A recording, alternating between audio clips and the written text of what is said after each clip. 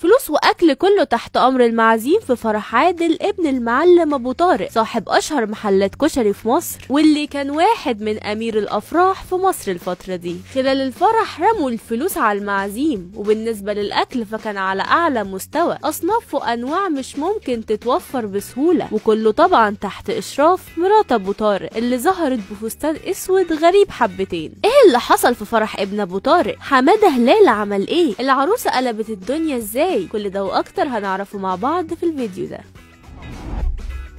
البلد كلها حرفيا كانت موجودة في فرح المعلم ابو طارق بتاع الكشري. اغلب فنانين مصر والمشاهير كانوا موجودين في الفرح، حتى رجال الاعمال الكبار واعضاء مجلس الشعب كانوا موجودين كمان. الكل كان رايح يجامل ابو طارق ويفرح معاه بابنه عادل. فرحة عادل كانت جميلة جدا وفيها كواليس كتير جدا، اهمها انهم رموا فلوس على المعازيم زي الحركة بتاعت العريس الخليجي ده. اما المميز تاني في الحفلة فكان ظهور زوجة المعلم طارق مدام اميرة، ودي كانت ظهورها لافت جدا والكل كان مشغول بيها زيها زي العريس بالظبط، لان اولا ظهورها نادر جدا، وثانيا بقى لانها ظهرت لابسه فستان اسود. البعض شاف انه غريب شويه على الحفله دي، بس في النهايه الكل اجمع انه جميل وشيك عليها في نفس الوقت، خصوصا انه موضح انها صغيره في السن ومحدد ملامحها مع شويه الميك اب اللي حطاهم. فضلت مدام اميره ترقص وتغني طول الفرح فرحانه بابنها، والليله كانت جميله خالص في الفرح بتاع صاحب اشهر محلات الكشري في مصر، المعلم ابو طارق اللي عمل من اسمه براند كبير والكل بيحب ياكل عنده ويتبسط باكله. كمان العروسه قلبت الدنيا في الفرح طبعا برقصها بطريقه غريبه حبتين على الاغاني، وكانت اغاني اوكا بتاعت المهرجانات. مش بس كده، ده كمان قعدت ترقص مع حماده هلال وهو بيغني لها في الفرح، واللي تألق جدا في الغنى. بعد ما كانت المفاجاه انهم رقصوا سلو على اغاني حماقي. اللافت بقى في الفرح واللي شغل ناس كتير على السوشيال ميديا هي الاعداد الكبيره والناس المهمة اللي كانت موجودة في الفرح. ازاي المعلم ابو طارق قدر يجمع كل الناس المهمة دي في فرح ابنه؟ ده الفرح حضر فيه عدد كبير جدا من نجوم الفن زي الفنانة بوسي والفنان اوكا، ويقال ان حماقي برضو كان موجود في الفرح. وغير كل دول بقى كان موجود رجال اعمال كبار جدا واعضاء مجلس الشعب، وكلهم كانوا بيفرحوا بفرحة ابن المعلم. وعلى رأي الجمهور الظاهر كده ان المعلم ابو طارق طلع حريف في الاكل وصاحب مزاج، لانه جاب في الفرح بتاع ابنه عادل اجمل انواع الاكل وغاليه جدا ومكلفه، وظبط المعازيم باكل مش بيتقدم في اي فرح كده والسلام. ده في من ضمن اصناف الاكل اللي قدمها اكلات مستورده ومش بتيجي غير من بره وبالطلب كمان. وللعلم بقى يقال ان الفرح كان في ريتز كارلتون نيل هالتون، وده من اهم الاماكن في مصر اللي بيتعمل فيها حفلات وافراح من النوع ده. كان حفل ضخم